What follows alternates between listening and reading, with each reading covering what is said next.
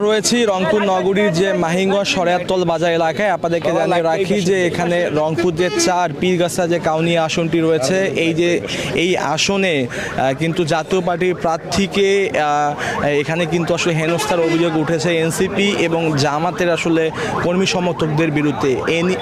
এ নিয়ে কিন্তু এখানে উত্তেজনা ছড়িয়ে পড়েছে এবং উত্তেজনা ছড়িয়ে পড়ার পরপরই কিন্তু এখানে পুলিশ সেনাবাহিনী এবং অন্যান্য আইনশৃঙ্খলা বাহিনীর সদস্যরা এখানে এসেছেন। মূলত এখানে যে ঘটনাটি, এখানে জাতীয় পার্টির যে প্রার্থী রয়েছেন রংপুর যে 4 পীরগাছা কাউনিয়া আসনে যিনি প্রার্থী রয়েছেন মাহবুব সাহেব, তিনি কিন্তু আমাদেরকে জানিয়েছেন যে তিনি জানাজার নামাজ পড়তে এই রাস্তা দিয়ে কিন্তু যাচ্ছিলেন।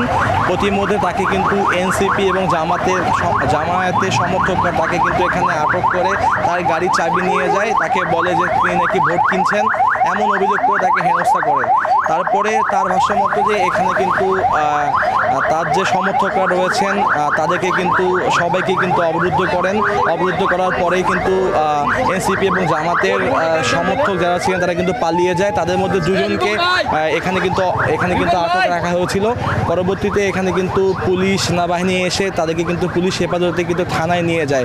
সব কিছু মিলে এখানে পরিস্থিতি থমথমে ছিল, এখন কিন্তু পরিস্থিতি স্বাভাবিক রয়েছে এবং নির্বাচনের দিন যত ঘনিয়ে তত কিন্তু এই আসনটি নিয়ে কিন্তু এখানকার আইনশৃঙ্খলা বাহিনীর সদস্যরা, এখানকার স্থানীয় মানুষরা তারা কিন্তু বেশ আশঙ্কা কিন্তু করছেন যে এখানে আসলে কি হচ্ছে। ভোটের সময় আর মাত্র 2 দিন, 12 ফেব্রুয়ারি সকাল 7:30টায় কিন্তু ত্রয়োদশ জাতীয় সংসদ নির্বাচনের যে ভোট সেটি কিন্তু অনুষ্ঠিত হবে।